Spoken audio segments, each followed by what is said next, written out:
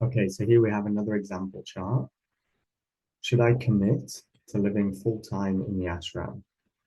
So the background to this question, the querent, somebody who had recently spent a fair amount of time at an ashram in India and had become quite struck, quite taken by the guru there, and yeah, had spent many months intensively training in yoga there.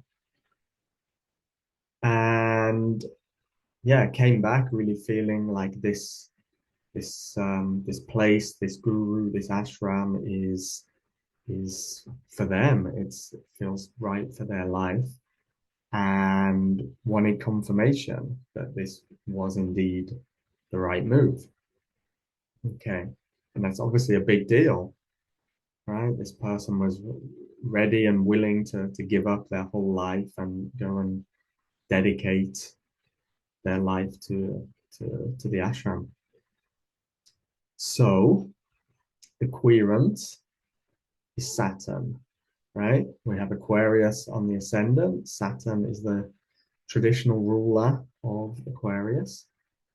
And this seems radical already because Saturn is in the sign of Sagittarius. Sag is about spiritual wisdom, higher knowledge, one would find in an ashram, and Saturn is in the 11th house being associated with groups, the collective, a particular organization, a particular movement, which this guru and his followers would certainly fit into that.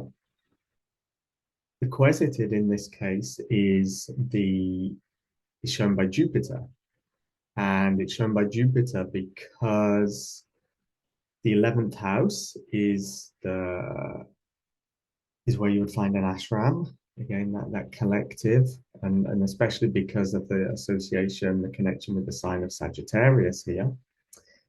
And Jupiter, as the ruler of the 11th, is on the ninth house cusp. Ninth house, a bit like Sagittarius, is about higher wisdom, higher knowledge, spirituality. So Jupiter really fits here as the symbol for the querceted, the ashram, which the querent is asking about. And then we have the moon here in Aquarius in the 12th house. And we'll look at that in a little while. So now we need to look at where the planets are moving and if we have any kind of perfection here. We've identified the significators. We've seen that it's radical. Yeah, so where are the planets going? So it looks like, first of all, at first glance, it looks like Saturn is moving towards Jupiter. See, Saturn is at 21 degrees of Sagittarius, and like in the previous example, it's in red, so it's retrograde. So Saturn's moving backwards. So Saturn's slowly going to come to 20 degrees, 19 degrees Sagittarius. Jupiter, querceted, the ashram, is at 17 Libra, and it's moving forwards because it's in black, the number. And so that's going to go to 18, 19. So it looks like these two are coming together by sextile. Yeah. Libra and Sagittarius are two signs apart in the zodiac. Two signs apart is a sextile. So it looks like they're going to meet somewhere around 19 degrees Sag, 19 degrees of Libra. So on the surface, it looks like we're going to have a perfection. However, this is where a understanding of the relative speeds of motion is really important,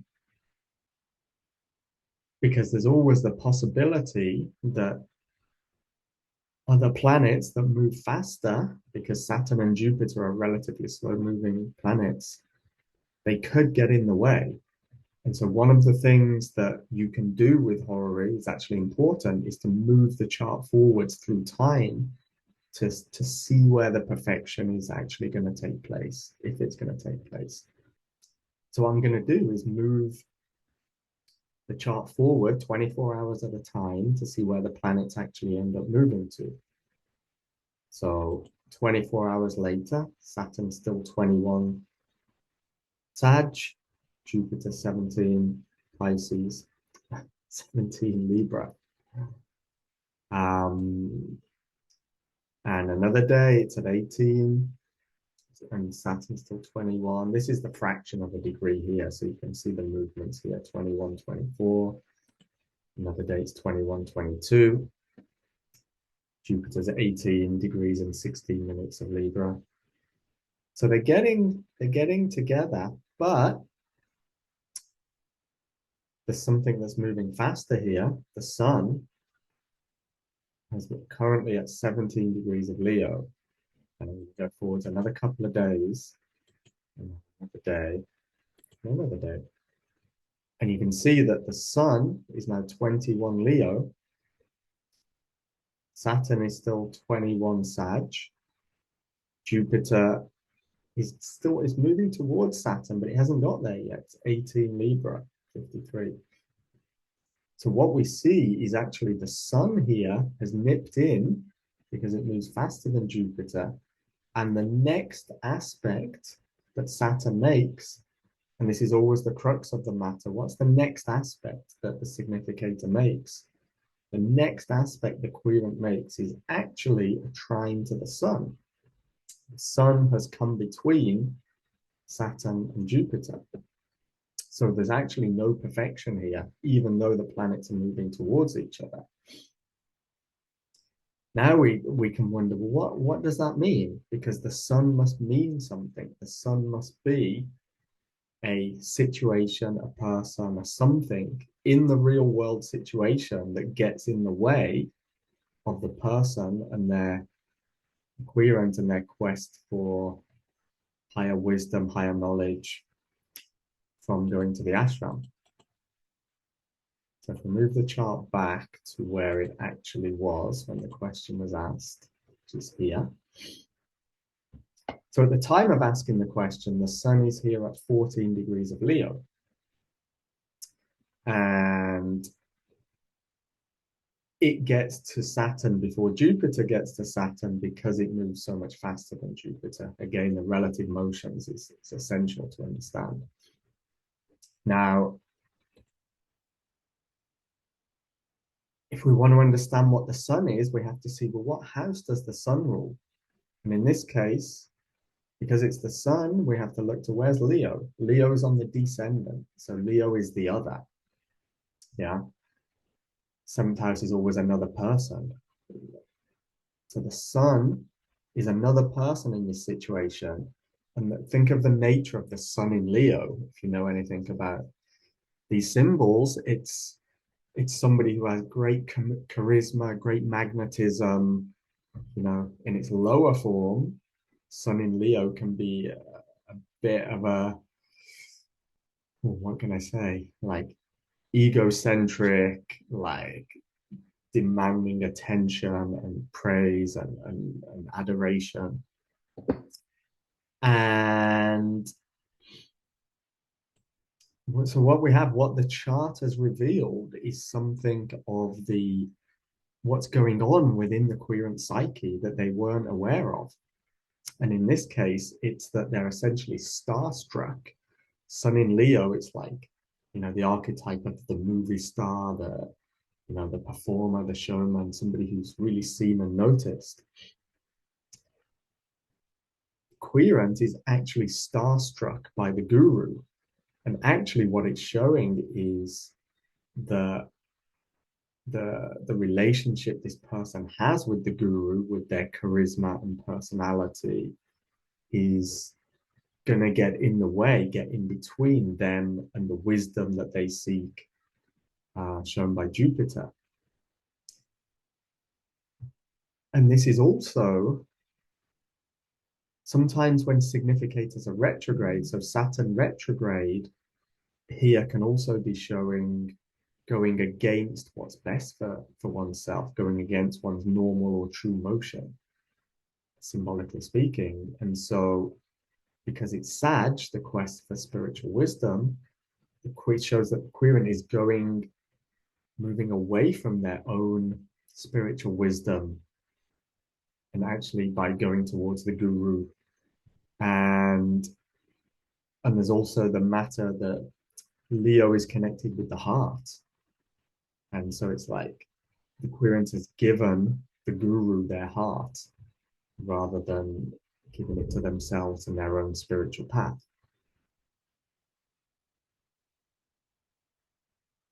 Now, this whole thing is also backed up by what's happening with the moon. And it's often the way in a good horary that the same thing will be shown in more than one way. So the moon in Aquarius indicates Aquarius is a quest for freedom, liberation. But the 12th house is traditionally it was known as the house of self-undoing. And it's a house of ill fortune. And so in this case, it shows that it's also a blind spot, the 12th house. It's something we can't see clearly. And the moon's next aspect, the moon at 5 Aquarius, is moving quite quickly to oppose Mars in Leo. And oppositions in horary, like squares, are considered difficult aspects, even where there's a perfection, a coming together of two planets. If it's by opposition or square, that indicates usually not a good outcome. Really, you want a conjunction, a sextile, or a trine to indicate good fortune. And Mars is also traditionally one of the malefics, the bad planets. Saturn and Mars traditionally are the malefics, Venus and Jupiter the benefics, or the good planets, beneficial. And the nature of Mars is to separate. You know, Mars is about cutting, it's like the knife.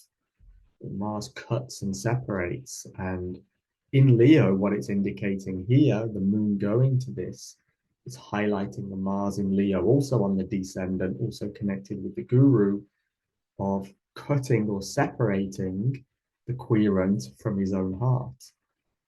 So it backs up what's happening with the movement of Saturn, with the querent.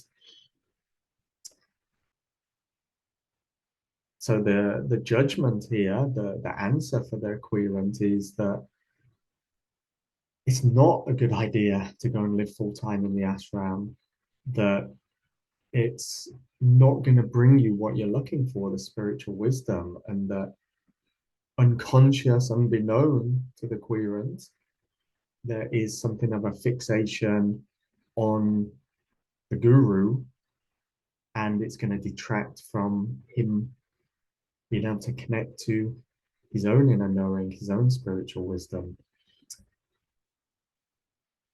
And the free will is you can go if you want. But this says that your soul's true desire, your deepest true desire and divine will is not found in you going to the ashram. So I hope you enjoyed that relatively brief introduction to an overview of Horary Astrology. I love it. It's just the most dynamic, alive, fascinating form of astrology that I think there is. And if you're curious to learn more, I do run Horary Astrology live classes periodically. Feel free to get in touch. There'll be some details below of how you can contact me. And I also teach other forms of astrology, do readings, and occasionally post astrological matters that interest me, videos and articles on my website. So go check it out if that interests you. And if you've made it this far, thanks for watching. I hope you found it half as enjoyable and entertaining as I find doing it.